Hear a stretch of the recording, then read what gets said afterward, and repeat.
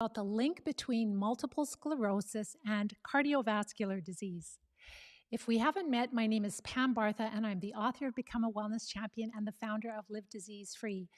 And I was really surprised to see such a great or large correlational link between different types of cardiovascular conditions and multiple sclerosis.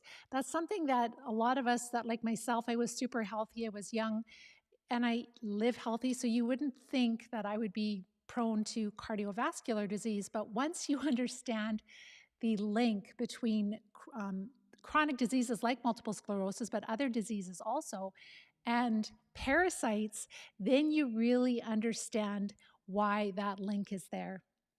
And if we haven't met, my name is Pam Bartha. I'm the author of Become a Wellness Champion and the founder of Live Disease Free.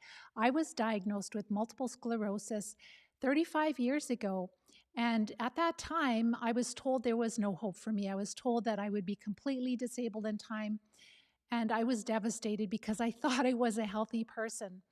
And by the grace of God, I learned early on that I was dealing with a parasitic infestation. I didn't know exactly which parasites, but I knew that it was infection, that it was not a mystery, that my immune system wasn't just attacking itself for no reason. And so over the years, I worked diligently to learn what worked and what didn't work. I have been able to live MS free for over 35 years now, and I've had the amazing privilege to coach hundreds of people all over the world. We call them the Wellness Champions. So today we're also going to talk about their successes, because we've been doing this for close to 10 years with many, many students all over the world. And so we want to share their experiences so that you can actually see the possibilities for you. So the first thing that I wanted to share with you is that there was this really large study. It was over 80,000 people. And in that study, they found that they compared people that had MS and people that didn't have multiple sclerosis. And they found that those people that were diagnosed with MS, they had a much greater risk of macrovascular disease, which is basically disease of the large blood vessels in the body, and a 3.5 or 3.5 times increased risk of all-cause mortality, but also a 1.5 times higher risk of dying of cardiovascular disease. So it's so interesting how when you're diagnosed with multiple sclerosis, all the doctors care to talk about is, oh, it's your immune system, and that's what they focus on. When you look at this, people that have MS, they have a much greater risk of stroke, heart attack, peripheral vascular disease, and even death from cardiovascular disease. And this is not that I'm aware of, that it's being talked about a lot. And it's really important because it's yet another clue that helps us to understand why we are dealing with parasites. Why we are dealing with multiple sclerosis, because what is the cause? It is infections in the body. And I'm going to show you a ton of proof that that is the case. So it is known in science that parasites can directly or indirectly affect different parts of the heart, and they can cause myocarditis, which is inflammation of the heart muscle, or myocardium. And I'm not going to go through all the symptoms there. I'm going to put them all on our website, on our blog post that we always publish at the end of the week, where I share my notes with you, where you can share this with doctors and chiropractors and nurse practitioners and other MS groups. But there's tons of heart symptoms. So there's myocarditis, inflammation of the heart muscle. There is pericarditis, which is swelling and inflammation or irritation of the thin sac-like tissue that covers the heart, and that's the pericardium.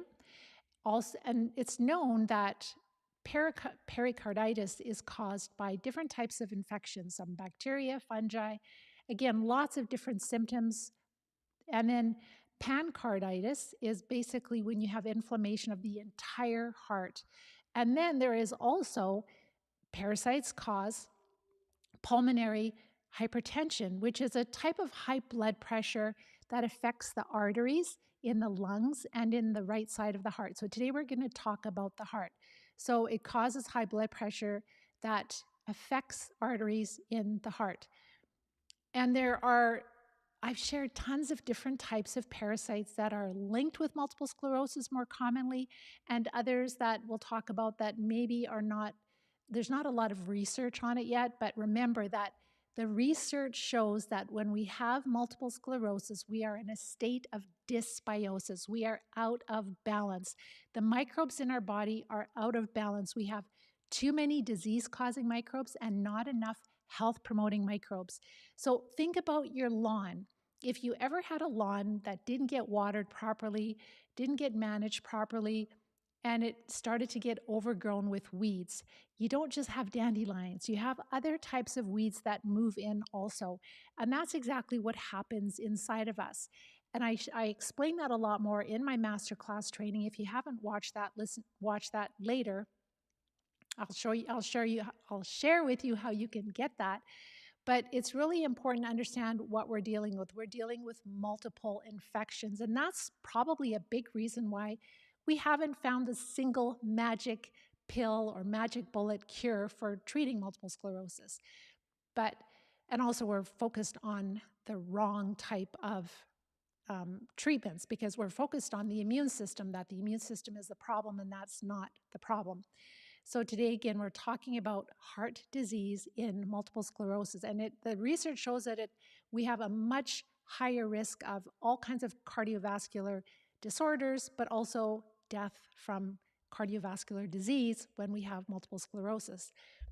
So let's talk about Lyme disease, and then we're going to swing back to malaria because I talked a lot about malaria for the last few weeks. But with Lyme disease, it's known that the bacteria that causes Lyme disease, it can actually infect the heart and cause Lyme myocarditis. So if you go to our website, livediseasefree.com, you will see under MS is an infectious disease, there's a bunch of research, and I've got lots of different studies that link spirochete type bacteria like Borrelia or neurosyphilis, but it's one of those types of bacteria, and multiple sclerosis. And there's over 100 years of research. Like, you'll be just shocked at when you see all the research linking MS with a Lyme type bacteria, which is like a corkscrew spirochete. And then Dr. Alan McDonald, who's a pathologist in the United States, he easily found Lyme spirochetes in the central nervous system of MS patients. And then we have the MS Society, their website. They share on their website that, well, there's a lot of similarities between Lyme disease and MS. Lyme disease can cause neurological symptoms that are similar to the neurological symptoms that we see in multiple sclerosis. They also say that Lyme disease can come and go, like relapsing, remitting multiple sclerosis. Lyme disease can also produce positive test results on MRI scans and also when they're looking at the spinal fluid. So they can have similar positive test results. So they say with all of these similarities, they cannot be the same. And the reason they say that is because, well, if you get Lyme disease and you treat it early enough, antibiotics work. But then if you get multiple sclerosis, then antibiotics are not helpful. And I've talked a lot about that on my masterclass training, that there's a lot of conflicting statements there. According to even the research, the money that they funded into research, and they've come to different conclusions than what they state on their website, which is crazy. So those are just some similarities, and there are other similarities between Lyme disease and multiple sclerosis.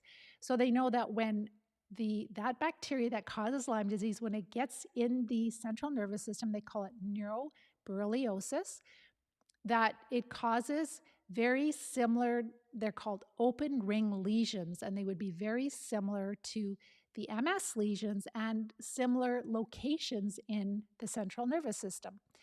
So Lyme myocarditis occurs when the bacteria that causes Lyme disease, it enters into the tissue of the heart and it disrupts normal electrical signals between the upper and lower part of the heart. And this causes, they call it heart block, and where we get an abnormal heartbeat. The heartbeat is abnormal. So there are some common symptoms of this where we can feel lightheaded and fainting and shortness of breath, palpitations and chest pain. And sometimes it can be considered a permanent condition, and then people will have a pacemaker installed inside of them. They'll have surgery and they'll have a pacemaker. And even there's been some deaths reported from really strong cases of Lyme myocarditis. So the Lyme bacterium, it can, and it's called Borrelia, it can infect all the different parts of the heart tissue, the heart lining, the heart muscle, the heart valves, and the membrane that contains the heart. So it can affect all the different parts of the heart. And it can also affect or infect the blood vessels to the heart. So we end up with this Lyme myocarditis. The bacteria that causes Lyme disease will infect our heart and our heart tissue and the blood vessels around our heart.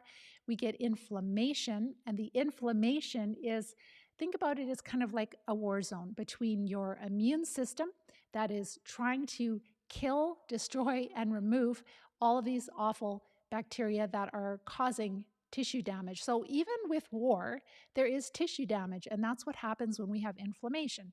There will be tissue damage. Let's talk about malaria now, because we've been talking about malaria for a few weeks, and there's over 100 years of research. And what I find really interesting is that around 1960, it seems like, and I'll keep digging and looking more into it, but before that, there were neurologists and doctors around the world that were looking for what kind of infections could be causing multiple sclerosis, and they found all the research about Lyme disease. They found all the research about malaria. They were looking at candida. They were looking at all kinds of different infections and parasites.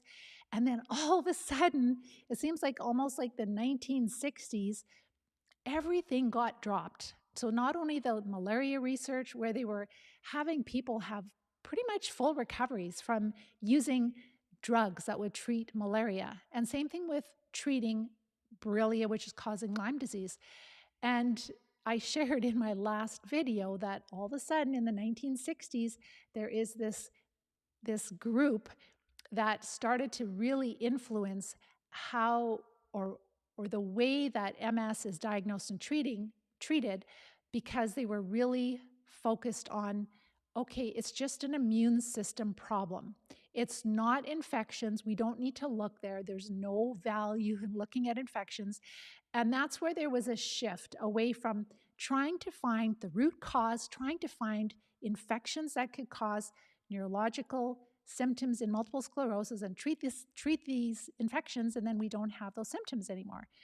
They shifted totally away from that to it's an immune system disorder. It's your immune system attacking your nerves for no reason. They threw away all of the previous work from those amazing doctors and researchers and neuropathologists, doctors, neurologists, etc., and shifted the focus. What that allowed them to do is to go, okay, well, if it's an immune system problem, then what we're going to do is we're going to try to find ways to suppress the immune system. And then we can sell disease-modifying drugs. We can actually have customers for life as long as their bodies will handle being immune suppressed. And so there was this big shift. So all of this research that I'm sharing with you is by credible doctors, researchers, neuropathologists, etc., that were studying this. And if they would have been allowed to continue, if we would have allowed the research to continue like this, I'm sure we would have cured MS by now and all other autoimmune diseases. But as you know, all of these autoimmune diseases are now multi-billion, hundreds of billions of dollars for each different type of, like, cancer and MS and arthritis, etc. So we're not going to go there anymore, but it's just really sad. So I'm just pulling up tons of research that's readily available for any doctor, neurologist, anybody to look at, but that's not what they're taught, and they're busy and they don't have time to do the research that I'm doing. So let's talk about malaria. So malaria is a protist. It's a single cell parasite that infects our red blood cells. Again, over 100 years of research really linking malaria. And I've shared a ton of really amazing research that these doctors were doing and researchers years and years ago in the late 1800s and the early 1900s. So they infect this parasite, this protist infects our red blood cells, and then our red blood cells become dysfunctional. They can be larger, so it's attacking our red blood cells. They can become sticky, they stick together, they can cause inflammation in our blood vessels, which is definitely going to cause problems. I'll just share some of the research that I found. So this protist parasite that causes malaria, it infects our erythrocytes, which are our red blood cells. Particularly, I'll try to keep it really simple, but they basically are going to adhere to the lining of blood vessels, and that can cause all kinds of problems. It can cause obstructions, like decreased blood flow. And so the cardiovascular complications of malaria include myocarditis. So anything that ends in itis is like inflammatory, and it means infection.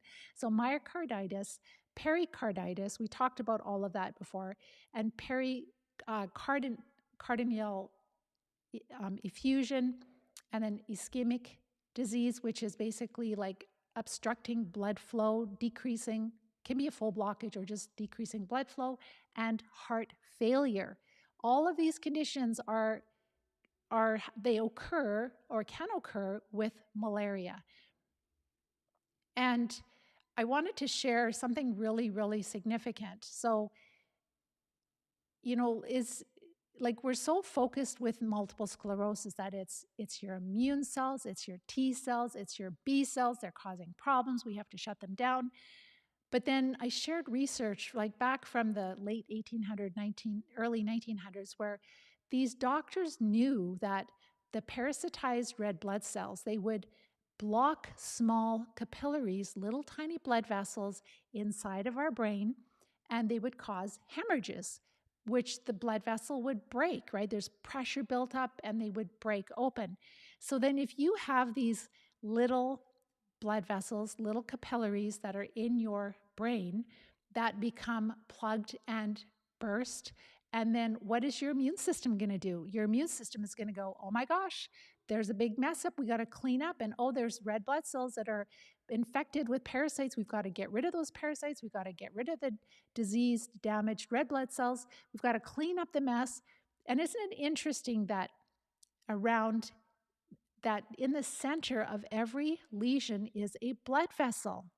So these blood vessels that are, and I don't know if they're all hemorrhaged, but I would suspect they are, because why would these lesions form? But the key here is that, and I've just learned this through research, is that there is a blood vessel the lesion surrounds a blood vessel in the brain. So every lesion, there's a little tiny blood vessel in the middle.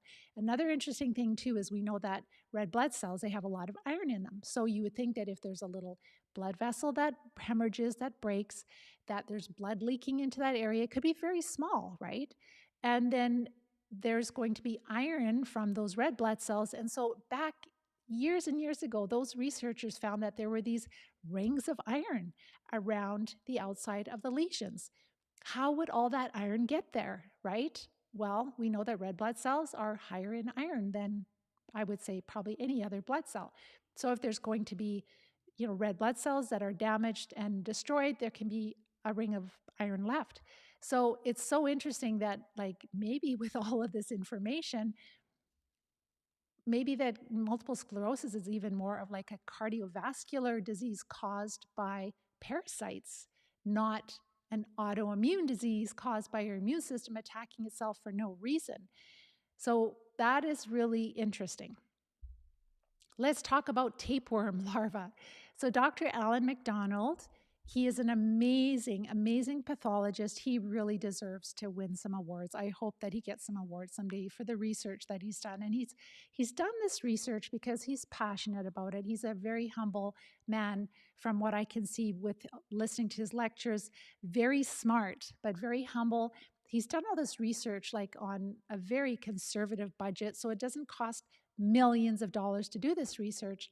And he found, we'll talk about the filarial worms later, but he also found tapeworm larvae, and he found developing tapeworms in the central nervous system of MS patients. So in every subject that he examined, these are people that had a confirmed diagnosis of multiple sclerosis.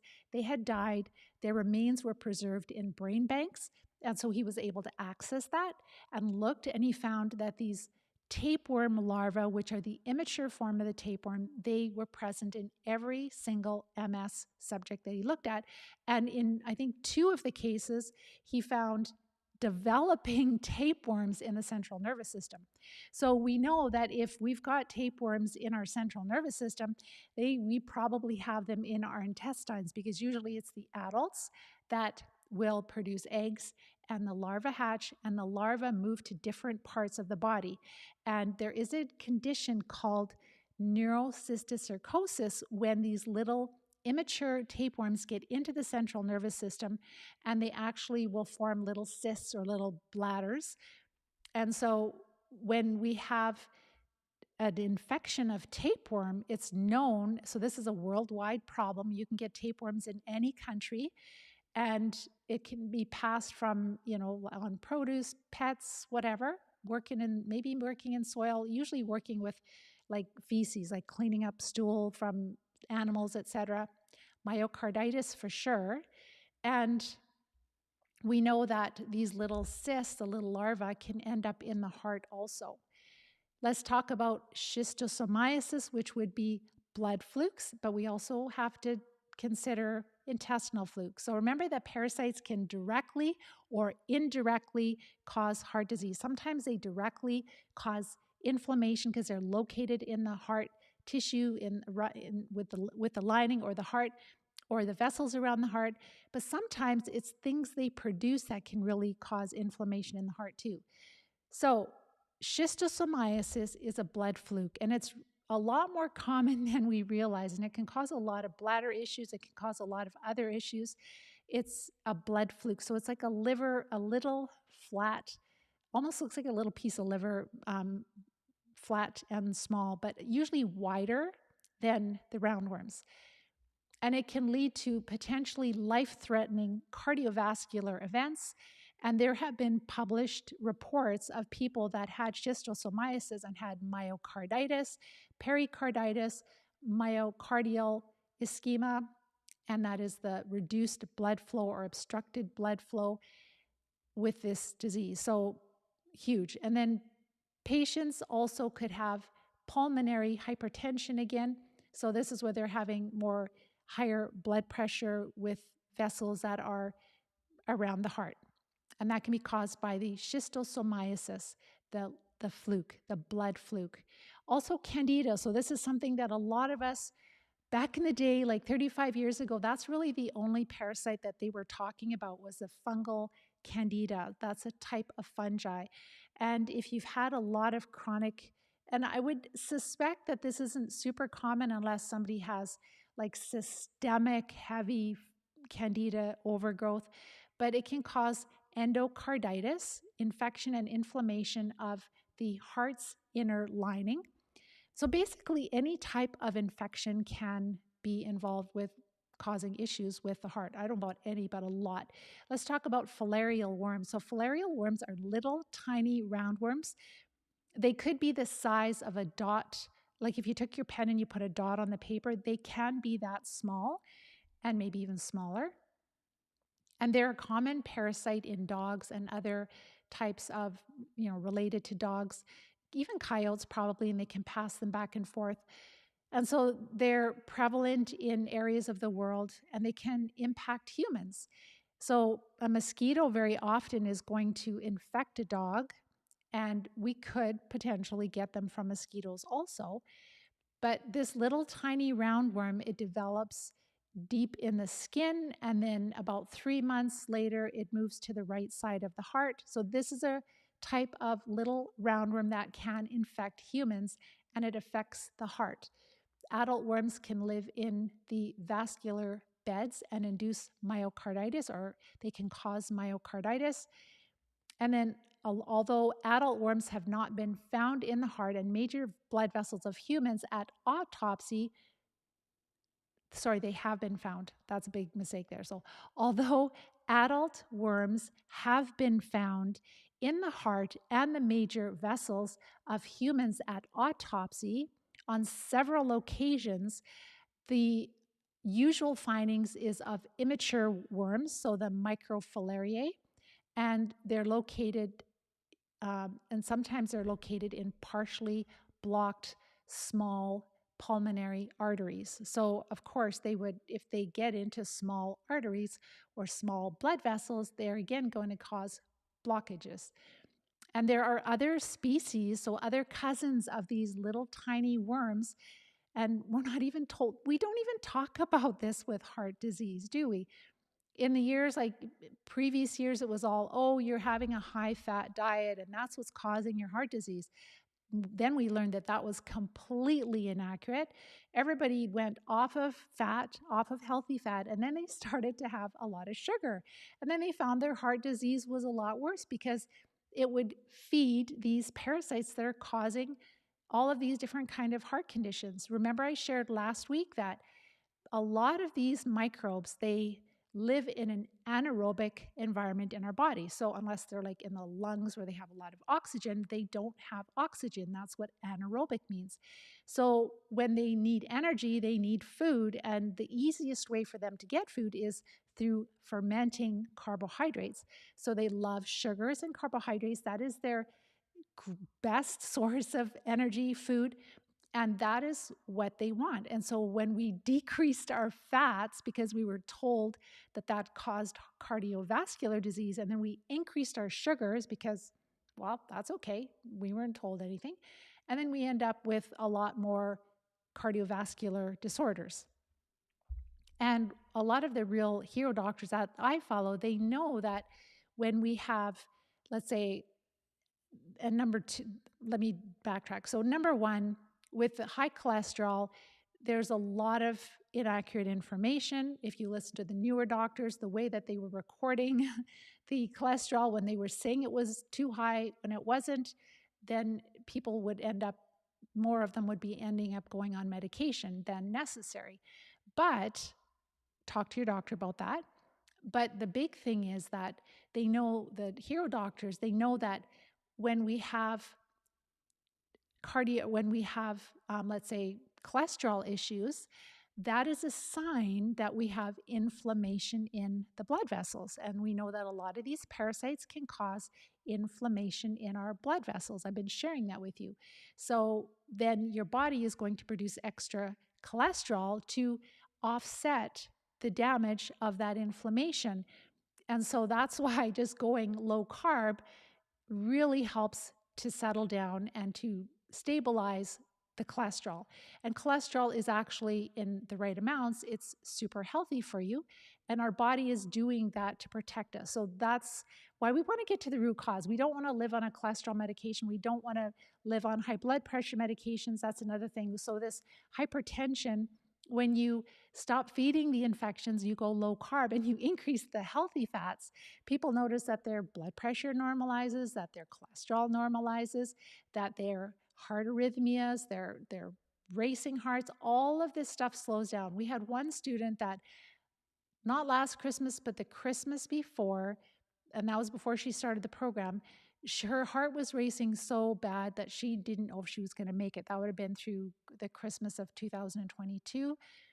And then she joined our program and she recovered from that, but also many other conditions. I'll share a few other successes of our students, their experiences with, heart issues, but that was a really big one. Like, her heart was going so fast, she didn't know that she would make it over the holidays. And now and she was also like dealing with a lot of using a walker, extreme pain, bedridden, couldn't do anything. Now she's living her life, and her heart, no more issues with her heart. So again, there's other species, other types of these small filarial worms that can infect our heart and can also cause pulmonary nodules. And the filaria, so these very small worms in the pulmonary circulation, they can degranulate and they can lead to production. So what happens is they end up in our blood vessels, and then our immune system is going after it. Then there's inflammation, and that can also be part of our problem is we're dealing with inflammatory conditions. So whenever we're having horrible symptoms, it's usually the immune system is fighting the parasites. And it's not just the parasites are just causing all the damage, it's our immune system is working hard to get rid of the parasites. And so Filariae and schistosomiasis are parasites that are frequently found with chronic, and this would be a type of white blood cell that goes after parasites. So when you have eosinophilia, which is a higher amount of a specific white blood cell that actually targets these types of parasites, and also and also having endocardial fibrosis. So sometimes the fibrosis is the result of the war. So another one, maybe you have cats in your house, and that's a really common problem with toxoplasmosis. So that would be another small parasite that can cause myocarditis, pericarditis, and it can cause, arrhythmias, heart failure. So it can really impact our heart. And so that is toxoplasmosis. It's a very small parasite that can be passed from cats, from our kitties if we have them in the house, from the litter boxes. Trichinellosis, that is also worldwide. That is foodborne, comes from food, myocarditis and pericarditis, different types of amoeba. So maybe some of you might have been tested for an entamoeba and you found a small parasite like that on your stool test. That can cause pericarditis if it's chronic and it moves into the heart. And then also there are some other ones. I'm not going to go through all of them. There can be various ones. So when our microbiome in our gut is out of balance and our immune system is taxed, it's like, oh my gosh, I can't deal with all of these microbes, these parasites. They will move out of the intestines, they will move into our blood, they will move into our organs, and we're talking about the heart today. So they can cause a lot of inflammation in our heart. They can cause a lot of inflammation in the blood vessels around our heart and also throughout our body. And so this is a really big part of why people are getting all of the heart disease with multiple sclerosis. So with our students, it's very, I don't know about really common, but it's quite common for people to have irregular heartbeats, for people to have racing heart, and that all settles down. And we use a holistic approach. So number one, we're correcting the microbes. We're making sure that we have enough electrolytes and minerals. So all of that is like giving your body the nutrition it needs, but also taking away the parasites that are causing the inflammation. And then we notice that people's heart goes back to normal. There was one crazy time where one of our students, he had multiple sclerosis, but he also had a pacemaker. And there are some of our students that have that. He had a pacemaker for years. He took our program. He became symptom-free of multiple sclerosis. And then he had a schedule to go in and have his pacemaker replaced because they replace it after so many years. And when he went in there, they found out that his pacemaker was not working anymore. And they were like, oh my gosh, are you okay? Like your pacemaker isn't working. Like, are you okay? And he goes, yeah, I'm fine. So his heart returned to normal from treating the parasites. And then the doctors responded, well, we're not going to give you another pacemaker and we're not going to take the old one out because that's invasive. We don't want to cause any risk for you. So we'll just leave the old one in there, pretend like you're fine. And like we've seen so many crazy, crazy improvements. It's just wonderful. So one of our current students right now had really scary heart palpitations, and he just shared, just in not this last Tuesday, but the Tuesday before, that his heart palpitations have improved so much. So he's still treating. He's not 100% better yet, but he said they are so much better. They improved so much from where I started. I am so grateful for this improvement because that can be really scary when your heart is just going out of control. And isn't it nice if you don't need a pacemaker, right? If you can avoid that kind of invasive surgery and having a gadget inside of you. Your immune system doesn't like those foreign objects in your body. A lot of our other students, it's really common that students will have high cholesterol. And then again, we're showing them, we're looking at the different types of cholesterol, we're looking at the ratio, we're comparing that and sharing with the hero doctors what they're saying about it.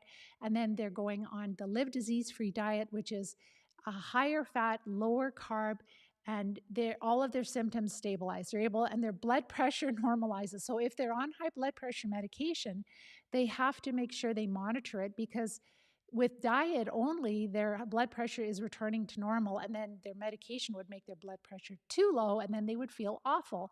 So they have to monitor their blood work, because as it's improving, they work with their doctor and decrease medications, etc. So, and then, looking at there are brain bleeds. There's research on brain bleeds with multiple sclerosis. So there is just so much evidence out there of why. Number one, even just to acknowledge that people that have multiple sclerosis, they have a much higher risk of all kinds of different cardiovascular diseases and even death from cardiovascular diseases. And then why is that the case? It's the same reason why they're dealing with the neurological symptoms. It's parasites, it's infection, and you can recover from that, and that's the key. So I wanted to share with you a little bit about the steps that we take to recover, because that's what everybody wants to know. It's like, sure, great. I know all the problems, but how do I get better? So number one, we follow the specific Live Disease-Free diet. And I know that there's carnivore out there, and I know there's paleo, and I know there's ketogenic diet. But for most people, this is the most helpful diet, because you still have some enjoyment in your food. You don't have to live only on meat and vegetables. Most people will tolerate these low carb vegetables. So we're lower carb than paleo. We are higher carb than ketogenic. But we're just in a sweet spot where we've really noticed that the parasites are less active. There's less inflammation. Our immune system is not having to work as hard.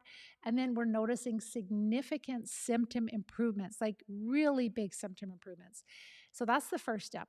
And then while we're doing that, we want to make sure, let me backtrack, all of the Live Disease-Free diet guidelines are on our website, livediseasefree.com. Under research, you will find them there. There's a link, the Live Disease-Free diet, and you'll find a short video, you'll find the cheat sheet, you'll find videos on what I eat for different meals, etc. It's a very healthy diet. It's an anti-aging diet. It's a diet that will make you feel great, that you don't have the ups and downs of energy, and it greatly reduces food to the parasites, so you'll feel a lot better. But you got to treat them. So then we're also supporting the body. We're making sure we have daily bowel movements. We're making sure we're sleeping at least 8 hours per night. We are looking at our blood work and supporting physiology. Maybe we have low thyroid or low iron or low vitamin D. So making sure that we optimize all of that. So with all of this, we're feeling a lot better. And then we are making sure we're having daily bowel movements, and we are making sure we're sleeping at least 8 hours per night, and we're following the diet. Then we can start treating. And so with the treatment, we start with an oxygen type therapy, which is a lot cheaper than ozone. It can be used orally. We can do enemas at any time earlier, but we don't start treating until people have a lot of immune modulation. They're feeling a lot better. Then they tolerate the treatments better, and the parasites were actually treated more easily. So with respect to treatment, we use a combination of oxygen type therapies, just one in particular because it's so cost effective and it's so helpful. And then we use herbs, and we also use parasite drugs. So it's a combination of three. We have not found that just the herbs alone are enough. We have not found that the parasite drugs by themselves are enough. And the oxygen therapy really helps to clear out the parasites if the herbs and the parasite drugs are not strong enough. So type your question in the question box. I'll see if I have a couple of minutes to answer. But so once we are treating, we treat from big to small. We treat the large parasites first, and then we treat the smaller parasites. And we do cycles. So we're knocking back, if we have worms, so we're knocking back roundworms, big and small. And some of our students are passing really large worms. So did I, like over 2 feet long, which is crazy. So worms, big and small, roundworms, flatworms like tapeworms, flukes, intestinal flukes are going to be wider but shorter, maybe 3 to 5 inches long, and they might be like a centimeter, less than an inch wide, and they're flat. So we're treating the bigger parasites first because they carry small parasites and they'll keep reinfecting us. Then what we do next is we will go to treat fungus, knockback, whether we have candida or mold issues inside of us. And then we have a break week, and during the break week, that's where we will use the oxygen therapy, we will use herbs. So we're using like more gentle treatments, but we're still knocking back things that are smaller like protists and bacteria and still has some antifungal properties. And so this is where, like, if you have a history of Lyme, where maybe you've been tested for Lyme and it's really shown that you had significant Lyme, or maybe you really suspect malaria or mold, whichever, candida, this is where we'll use herbs more geared towards whatever the infections are that are the strongest in you. And so that's a cycle, and it's approximately 1 month. For some of our students, what they'll do is they'll start getting ready to treat, and they can be virtually symptom-free with a diet and supporting the body, even before they start treating. That's the power of the prep phase. And then, so this is not somebody who's had MS for 10 or 15 or 20 years. This would be somebody who's maybe recently diagnosed, and, and we're finding honestly that it's getting harder and harder to have that kind of results that quickly because we're dealing with 5G, we're dealing with geoengineering, we're dealing with injury from a certain thing that we had done when there was a certain bug going around that shut the world down. So people are a lot weaker. They have a lot more heavy metals. They have a lot more EMF, RF radiation around them. So they have a lot more stresses on their body than they did when we were working with students 10 years ago, which is really unfortunate. But we're aware of those issues and we are helping them to address it so they're still getting better. So you may need like 3 to 4 to 5 treatment cycles if you're newly diagnosed and the disease is not, it hasn't progressed a lot. You don't have as much of a parasitic infestation as somebody who's had MS for maybe 10, 15, or 20 years. But the people that have been severely disabled by these parasites is that I want you to know that what we're seeing in our students, and there is no rhyme or reason, it's probably just the fact that we thought that all of this disability was permanent, but what we're seeing in our students is that there is a lot more recovery that we can have than we ever thought possible. So there are people that haven't walked for 5 years or 8 years, and they're able to start walking again, not immediately, but after a few treatment cycles, and of course using crutches to build up their muscles, and they're doing squats in the doorway.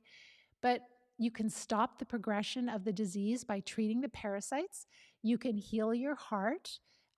Maybe some could be permanent damage, but I mean, if you don't have significant like damage to your heart, then you can reverse most or if not all of it.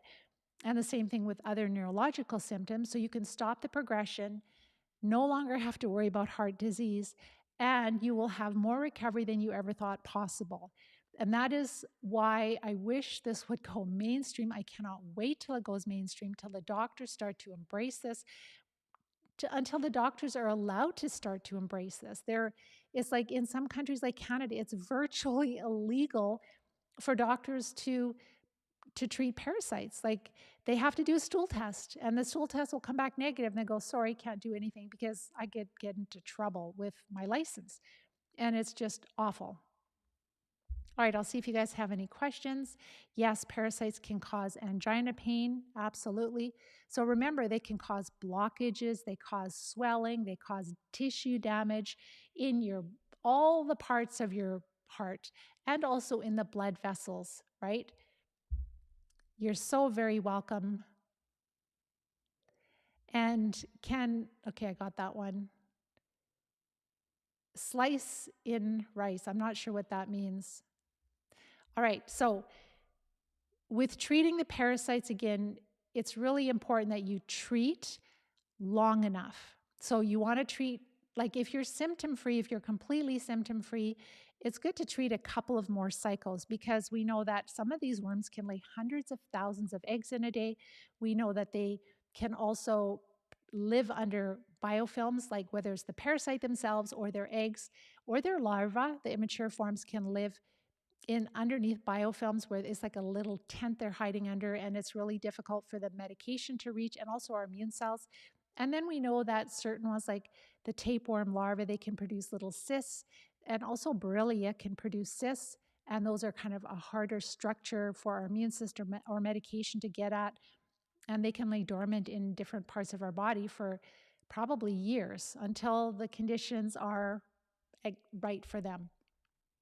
So that is why we are dealing with multiple sclerosis, and I really hope that you guys will help me to share this information, because most people that have multiple sclerosis, they are not even thinking about heart disease, and they're dying more commonly of heart disease than people that don't have MS. So share this information, help me get the word out. Let's get some discussions talking about all of this information. Let's shift the focus away from autoimmune disease, which it is not an autoimmune disease. It is a parasitic infestation, which causes all kinds of comorbidities, and that's why we die earlier than other people. So if you're new to all of this, make sure to check out my videos on Live Disease Free on YouTube, but on our website, it's a gold mine. If you go to livediseasefree.com and look under blog, you will find topics there that you'll just be super excited about. That's where all my notes are. That's where the shorter versions of the videos are. So you can play a video while you're prepping your food, while you're going for a walk, while you're going into work, whatever. Or you can just scan my notes and you can understand the topics. And it's going to give you a lot of clarity as to why you are sick. And it's going to share with you on my masterclass training a better way to treat multiple sclerosis, a way that treats the root cause, a way that people are recovering. Listen to the successes of our wellness champions. You'll find them on our website, livediseasefree.com, and you will find them on our YouTube channel. So with that, if you enjoy learning this information, this wisdom that I'm sharing, it's not just information, it's helping you to go, oh my gosh, that's why I have this angina, or that's why I have heart palpitations, arrhythmias, that's why I have all of this heart disease, right? And so this is where you can start to shift your focus with your doctor and start going, did you know there was a connection between parasites and heart disease? Did you know that MS patients have a much higher incidence of cardiovascular disease, right? And they don't know that because they're not trained that. So with that, I hope you guys have a wonderful week. Take care. Bye-bye for now.